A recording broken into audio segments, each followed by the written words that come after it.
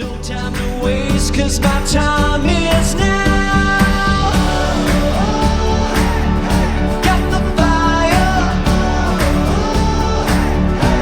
My time is now. Yeah, big game, you get to play 1v2. Yeah, that'd be awesome. I'm Dominic Thygesen. I play at Souths and Colts program at the moment. Yeah, so Dom, we met last year, obviously, Yeah. just at Souths, but there's a bit of a connection between, I guess, the stuff that I'm doing now and I guess what's your sort of like your pathway in terms of you as a player. Yeah. So you started playing, I guess, serious rugby at BBC. Yeah. So tell me when did you start at BBC? So I started in 2017 in year 8. Okay. Yeah. And how did that sort of like progress in terms of your playing ability? I was saying, to start with, I was, wasn't really taking it rugby as seriously. Okay. Sort of just playing it because I really enjoyed it. Yep. And I sort It's of. the best place to start, though. Yeah, it is. And then I got to one about under 15s where I had Mr. Towers, who was a big changer in sort of my idea of what rugby could be. Okay. So that year was a big change. He's really pushed me to become a better rugby player because I could see that I had potential there. So what was his name? Sorry. Greg Towers. Greg Towers, cool. Yeah. And was he the forwards coach? I think he was just a head coach and sort of helped out with both. Yeah. Oh, awesome. Do you think like having that push from someone like him like really sort of like steered you in the right direction in terms of like setting goals and so forth? I would say, yeah. I think he changed sort of my idea of what I could do in rugby rather than just play it. Yeah. Sort of have you could make teams, you could have a future in this sport or something. Yeah, well that's kind of important. Yeah. So have you played much rugby before you go to BBC? So I played from under 6s, so for a little while. So I played over at Kemmel Bears. Yep. And then moved west in under 12s. Kemmel Bears. Yeah, so started off there. Yeah, And you're also a bit of West boy as well. Yeah. I was just going to say, like, it is a pro, but we're sort of like starting the podcast here. You obviously played here as well, so Yeah. there's a bit of a connection there. But you find like it really progressed in terms of your playing ability at BBC. Yeah. So when did you played first 15?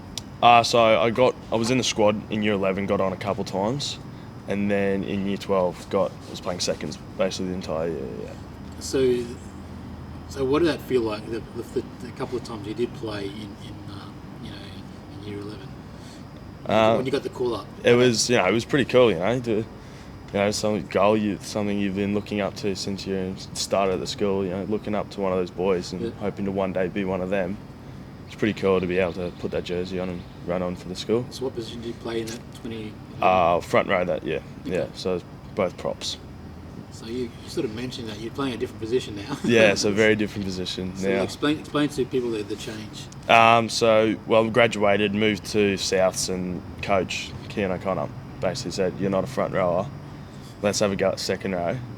And then last year, I got told I wasn't tall enough at the end of the season. Yeah. So I was like, all right, we made the decision to move to 8 and 6 this year. I feel like that's probably the best decision I've made. Why do you feel that way? I feel like I've sort of, that position just suits me, the way I play, big physical player. Yeah, no, it does. Like, you're sort of like some of I guess some of the plays more recently really sort of like stood out in that respect. We talk about, this program really is about talking about, I guess, the origin stories for a lot of players. Like, when did you fall in love with the game? Probably around when I was, was definitely younger, around 10, I reckon. So when you're at Kenmore? Yeah, it was at Kenmore at that point. I feel, Dad was always part of it. He always helped coach and stuff, and I sort of that was a whole thing I could do with Dad, so it was always great. And then I sort of just fell in love with the sport, went to Reds games, went to the Wallabies to watch. Yeah. Back when the Reds that was around the time when the Reds were unbeatable, really. Yeah. So there's a big, and well, that's the thing, it's watching those players. Are there certain players for you that sort of like changed your, I guess, motivated you mean to sort of like pursue it as a career? So say someone like James Hall, always looked up to him when I was younger. Sort of always saw him as a player, like he just what he could do, and how both on and off the field, he's always the most respectful person when he was off the field as well. Yep. So obviously he's a BBC old boy as well. Yeah. Did you ever get a chance to sort of meet him at all? Though? No, never met him. Okay, No. that's cool. But it's that's probably the thing though, is like having someone that's obviously captain Australia, but also gone to your school as well. Had the question, could I have a go at second row, and I got told no, focus on front row for this year. So how much of a growth spurt did you have, like this sort of like change from being obviously playing the front row to obviously moving to a different position? So I would have said I was in year 11. I probably was 6 foot, Yep. and now I'm 6'4", so Okay. about 4 inches of growth there. Yeah, well that changes. Yeah, But do you feel more comfortable now this year? yeah, definitely feel like I'm in the right position. I feel really comfortable playing at either back row, 6 or 8 there. Okay.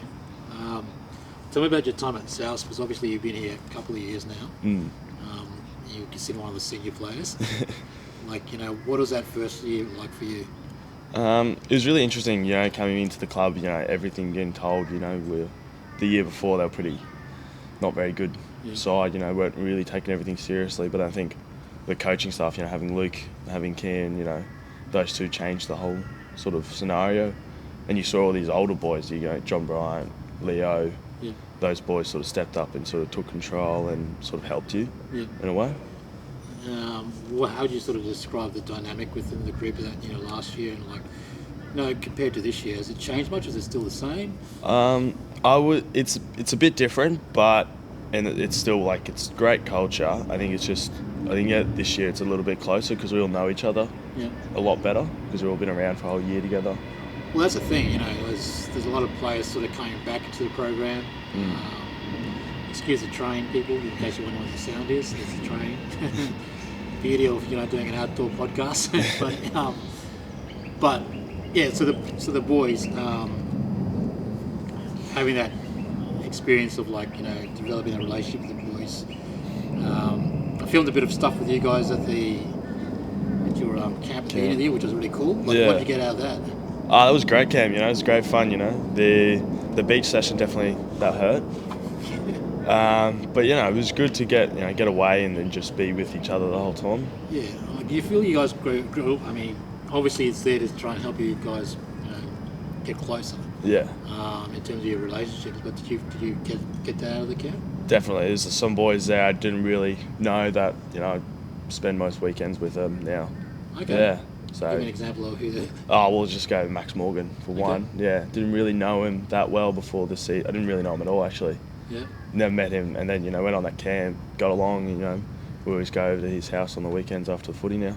Yeah, that's probably the thing. Is just you don't know, and that's the great thing about rugby and how it brings people together. That you wouldn't just necessarily sort of hang out in the outside of rugby. So what sort of sets, I guess, South's culture aside to, because that's a big thing. Yeah. I think a big thing is that all 4 teams actually train together. I don't know if many other clubs do that. Yeah. But we have 1s, 2s, 3s, 4s. We all train together. We all mix together. We do everything together. And then we'll go up and watch Colts 4 on a Thursday night. Yep. Stay around after the club, and there's not really a separation, I'd say, in between any of the teams. Everyone's there together, having fun together, no matter who you are, where you played. Yeah, that's the thing that sort of stood out to me is that bond between Colts 4 players and Colts 1 players in particular. Have you experienced that previously with any sort of sporting level you played? No, not. I gotta be honest. When we were at school, your first and second sort of did a lot together, but really didn't do much with the other teams at all. Yeah. So, why do you think that's important? I just feel like it creates a bond, and then you have a connection with another player, because if there is injuries like we have at the moment, those players can come up, feel really comfortable. There's not a stress on them coming into the team, but then also that you always got the other boys there supporting you. Yeah, that's probably a good example. Is Jonah. Yeah. This is probably a good example of that. Colts 3, Had a bit of a run on the weekend. Colts won. Yeah, and then you saw as Oscar Hall went 3s, 2s, and 1s all in the weekend. Yeah, Oscar's a bit of like. I've got to try and get Oscar. You know, there's no shot of me talking, obviously, but I've got to do like a highlight reel of his hits. Yeah. Call him the Hitman. Some big hits on that kid. Yeah. But actually, what we're sort of chatting about was Oscar's probably one of those players, but I mean, you've had like obviously 2 seasons with the club. Like, it's hard for me to sort of like talk about like 2022, but for this year, who's been like the standout player for you, like all levels? All levels. From Colts 4 up to Colts 1, like doesn't necessarily be about the performance, but in terms of their work ethic and what they bring to the game. Like, who stands out to you out of everybody? Because, you know, like this could be controversial, but I don't know. It's a good question. I'm not sure. Like you got people like The top 3. top 3. So you got people, I would say Riley, who last year compared to what he was last year, Yeah, he's changed. Like his whole attitude about everything he's got, and you know he wants to be there. He wants to train hard, and he's become, when he plays well, he's one of the best players on every field. Yeah, no question. Yeah. Like I've seen that as well. Like I think the thing for me, what I've really enjoyed about him playing this year is not really about him scoring all the tries. It's really his attitude towards the game. Yeah. Because he is fiery, and that's part of his nature. Which, by the same time, this his maturity level as in terms of the way he plays the game is a lot different to last year. Definitely. And that's reflecting in terms of his results as well. Yeah, well, leading try scorer now, I think. So. Yeah, like he's stacking up those tries. Yeah. But who else is in that top 3? I'd give it to, say go up into what I know some of the grades boys. You know, Harry and P. Easily, like I don't know anyone. No, keep Harry out of Keep this. Harry out of Harry's it. Not, sorry, Harry. Stick to the Colts. Stick to the Colts, okay. Even though he's a junior, which I think is fair enough, but I just want to sort of stick with the current Colts group. So you got Tommy O'Callaghan then as well. Tommy, yeah. I would say choice. probably So one why of the Tommy? He's probably got to be our most consistent forward. Like every week he's playing well. Every week he does his job. He shows up all the time. You know, he's always at training. Yeah. So yeah, he's always consistent. And then I'd go, Jason. Someone who just gives everything every single game. Jason, He's been given a shot in Colts 1 now. Yeah, look, that's probably the thing is that I feel like with Jason, he's sort of had that in both years. Yeah. He's just turning up. It's always about the team. Yeah. And that's probably the thing you find out. I find out with most of the guys, to be honest. Like it's Oscar's performance on the weekend. Like, because I didn't realise he'd been dropped. Yeah. I just turned up and I was saying, "Hey, Oscar's in Colts 3. Okay, what happened there?" But he I think it was like, I guess Kian sort of like singling him out, obviously with Aaron on. I feel like it's kind of appropriate. Yeah. Because it'd be easy for a player who, especially he also obviously has played Colts 1 as well. Yeah. But captain in Colts 2, he's put in that performance as both captain and player. But it's always about the squad, about the team. It's I can drop your captain. No one's safe. Everyone's got to play well. Yeah. So I sort of cut you off. You're going to expand on what you're going to say about Oscar. Yeah, well, I just know, like, he's got to be one of the most energetic people ever at training. He's always talking. It's all Like, about the chat. yeah, in defence, he's always loud. You can always hear him. I can attest to that. Yeah, and then when we, because we do a lot we'll train against Colts 2, Colts 3. Yeah. And when we stuff up, he's right into your face, letting you know that you've stuffed up. Which is there. That helps you. That I find that sometimes you need someone just egging you on, so you can be better and you don't stuff up. It's a big year. Yeah. South's going great, but you've also had the opportunity to be part of the Reds Academy. Yeah. So when did that start? So about 5-6 weeks ago now. So I sort of got a call to, they were pretty interested, been watching me. They've been interested in saying I've been playing really well.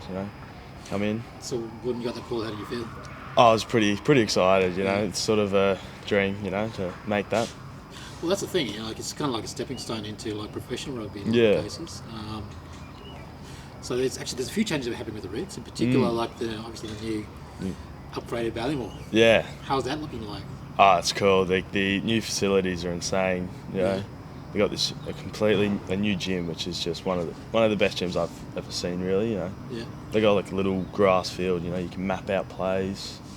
Oh, really? Yeah, it's a little 10 by 10 sort of grass field, indoor field. And like having that exposure to those kind of professional, like does that drive you a bit more in terms of like trying to pursue like this is something that I want to do? Definitely, you know, because you see all like the super boys are always in there. Yeah. So they've been joining our trainings, I think, for the rest of this year. I think they're going to be joining with us for the rest of the season. So that's exciting. Yeah. So you know, just training alongside of them, you just see oh wow, this is cool. Like Nice. know, it's always great. You know, they're always there. They're always nice. You know, they're always helpful. Do you find like that's probably the thing is getting that exposure to like guys that have sort of like been through, I guess, a similar process to you. Yeah. Like that obviously helps a fair bit. So like, what have you found? Like obviously been in the program for a few weeks now. Yeah. What are some of the things you've sort of taken out of the program? Sort of like mainly like just the intensity and the detail to everything. Intensity and detail. Detail, yeah. So it's not going into any drill half-hearted, you know, going into every drill 100%, you know, putting 100% into everything that you're doing. Yeah. And then the detail-wise, you know, being perfectly accurate, you know, so just an example with a pilfer, being perfectly accurate with that so you can't get penalised. Okay. So it's just the level of detail that they expect out of each thing you do. Obviously with the injuries you had at the moment, so you're out at the moment. Yeah. Do you find that obviously stuff you learned at the academy has also translated to some of your on-field work in the weeks that you had played for the club? Yeah, definitely. You know, just like playing here when we were playing West, you know, I think I got 4 pilfers that game, and you know, the week before we'd just done a heap of pilfering training, just technique-wise and getting in the right position. So I feel like that's just all helping at the moment. People like Aaron came through all the way. Oh yeah. Now playing ones. The goat. It's just, and then you get coaching stuff. You can't really ask for better coaches, really. Like actually, let's sort of touch on that. Like because I guess I've had a bit of experience with both with Lukey and obviously with Ken. Actually, probably more so with Ken this year. Like I've really gotten to know him a lot better. Yeah. How do you describe their style of coaching? Because for me, they're like it's interesting. So they're two very different coaches in a sense, but I think it works well together. You know, Keane's very, trying to push the whole time. You know, he's pushing you to be better, pushing you to get the stuff right, really being on top of you. Yeah. Whilst Lukey's really there looking, let's step back, look at what we're doing wrong, and then work on it. But I feel like the way they both work together, it's sort of perfect. And the knowledge that they both have about the game, like Lukey playing professionally, Keane playing over in Perth, playing for Force for a little bit, their whole understanding of the game, it's just bringing it to us, it just changes it. Yeah. Do you, obviously we talk about that and their dynamic, but like they're I guess more so their how would I try and put it? Their demeanour. How would you describe that? Because I think that's probably the thing that attracts I find with the both of them is if you've got a good dynamic there with the coaches in terms of how you get along with them. Yeah. You could be the best coach in the world, but if I don't like you, I'm not going to come play with the player. Like, would you agree? Yeah, that's the thing. So what do you like about the two of them? Like outside of them. Outside of it, so they're both really good people to talk to. Generally, although sometimes Keane will feed you and you hate him. Yeah. He's always there to actually help you, and he's always there to push you to be better, to help you in things. So he's been a big help in where I've gotten. Yeah. He's really talking to people about what I've done. And then you got Lukey, who just, because he's played professionally, he just knows everything about, sort of knows how everything works. And, he's a great person to just talk to about those type of stuff. Yeah. And then, outside of rugby, both great fun. Both love having a laugh. Yeah. They do that. But, you've, Like, what's your like ultimate sort of goal? Like, obviously you like enjoy playing. Is this something you want to pursue professionally, or is it just more that you just enjoy? Definitely try to pursue professionally. If not here, go over France or Japan maybe. Go overseas and play. So, like, why those two countries in particular? Sort of just looked at. So there's a lot of opportunities really. France loves young players coming in, and then Japan have such a huge competition over there now. It's massive. Yeah. Yeah, that's probably the thing. Like, even shouting, to that, just the women's game as well. Like, there's so much opportunity there.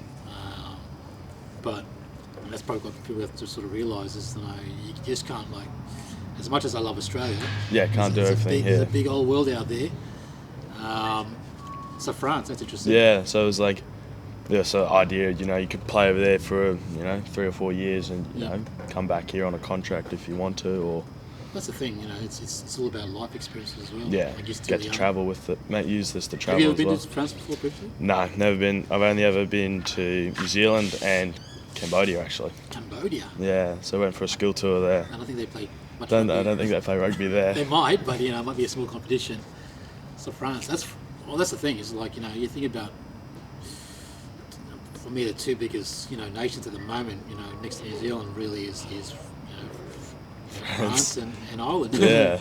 So it's a good place to go and learn. Yeah. Learn a bit more about the game. You do any French at BBC? No, I'd have to work on my French if I went What over. about Japanese? Did Japanese Oh, look out. all the way through till year 9. Okay, so say something in Japanese to me. I think I failed every year though, Okay, so well, I know how to don't say say it. I know how to say hello, konnichiwa, and goodbye is sayonara. So That's about it. I can say hello and goodbye. Okay, cool. No, it's a work in progress. Yeah. No, that's cool, bro. Like, that's the thing is, like, it's being able to like have those goals to sort of like put in place. Like obviously you learned a fair bit here at Souths. Yeah.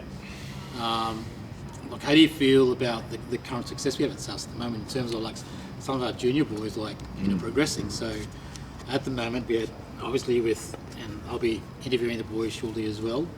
We've got HMP, Johnny Bryant. Yeah. It's only met really see Johnny really play like last year, like similar to you. But also Trevor. Yeah, big one. And obviously Taj as well. It's hoping for Taj to play at some point this year. Hopefully he puts the South jersey on at some point. Come on, Taj. Come on, bro. But it's like, what do you feel like that does for the club? Because right now, like nationally, we have the most representation with the junior Wallabies. Yeah. From one club. Yeah. What does that sort of say to to players that are coming through? I think it says a lot because it shows that we have such a young group. That the club's got potential for the next 5-10 years. Really, Yeah. You look at some of the players who have been playing at the club for 10 years. Like, do you feel like there's a shift? Like, obviously you stay in contact with some of your friends that are still in school at the moment. And, Yeah. Like, what are their feelings around the way they view Souths now? Like a lot of people actually look at Souths as a a top club now, from what I've heard. Because I know when I was at school, I didn't really know much about the club until basically year 12. And then now I think the club's very well known now. Like everyone knows how we're doing. I go talk to people from when I was at school, and I haven't talked to them in 2 years, and they'll know about how we're going in footy because they just hear. Because your club, the team doesn't, because they're not Colts. We've only lost 1 game. Yeah. So that's a big thing for a team to do. Well, yeah, it is. Like now, this is probably going to be aired after the game. Yeah. Big game this weekend. Big game this weekend. It's very exciting. Yeah. Very exciting. But for me, like for me, like Brothers is probably their program. I got to sort of film a bit with them as well. But their program has kind of been like the benchmark again for the last few years in terms of like the types of players they've sort of brought through that program. So, and again, it's sort of like reflective in this year. Like they're probably They're very the good, best performing program. Like, is that a big motivator for the boys to to knock off the top team? Yeah, I think that's a huge thing because come into the season we weren't really looked as a competitor. I feel, and now they've got 4 or 5 blokes in the academy. Yep. We don't have that. No one sees us as a superstar lineup, but we just, you know, team just knows how to play well together, know how to use our advantages. That's probably the thing. It's like it's across the board. Is that having that connectivity? That's probably I think the right word to sort of like to describe this group. Yeah. Like, you know, like the group was connected last year, but I feel like it's even more so this year. Yeah, I think that's a big thing when someone asks, like, this may not be as good as a team as last year, personnel-wise, but we play better as a team. Very good point. Yeah. On paper, I expected so much last year. Yeah. I expected so much. If you look at some of the players we had last year, you wouldn't think we would have finished where we did. Yeah, but again, I think that's kind of the thing is you go through like different seasons in terms of like clubs in general, but I think our season is sort of like changing. Like, you know, whether it's been able to sort of maintain that momentum as well, like, you know, for things ahead, but at the same time, it's just great to sort of see that change.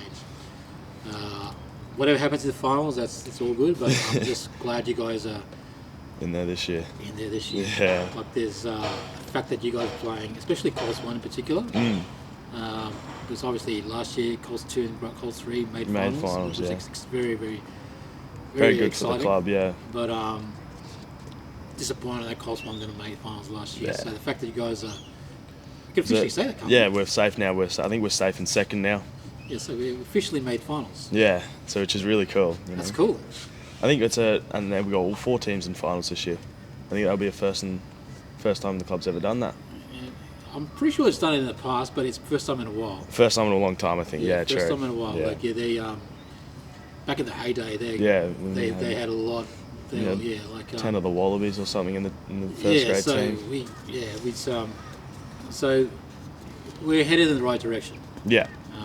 Which is exciting, but yeah, like I want to sort of like, you know, I think we sort of covered it really, like, you know, chatting about why you'd come to the club.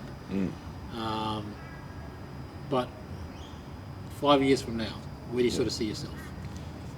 I really don't know. Hopefully, with a contract, you know, I'd love to stay here, play. You know, I'd love to play for the Reds, love to keep playing for Souths. But I really don't know if, you know, I gotta see where rugby takes me really.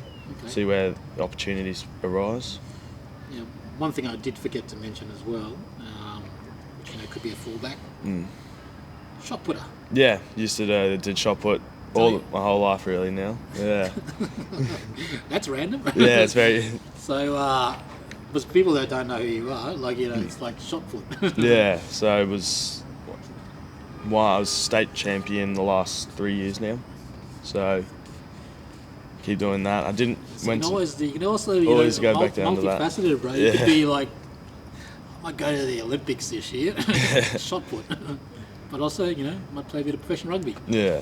Would that be cool to do? Yeah, that'd be cool. I still keep up with it. You know, still throw.